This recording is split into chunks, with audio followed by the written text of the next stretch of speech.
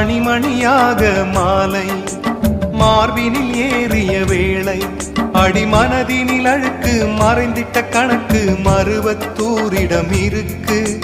மணிமணியாக மாலை மார்பினில் ஏறிய வேளை அடிமனதினில் அழுக்கு மறைந்திட்ட கணக்கு மருவத்தூரிடம் இருக்கு.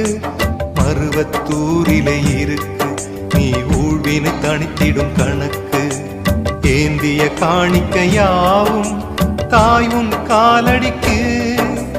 ஜோதியை ஏற்று பாதையை காட்டு வருவது பிள்ளைகள் தானே. பால் நினைந்தூட்டும் தாயே பாதபலம் நீயே.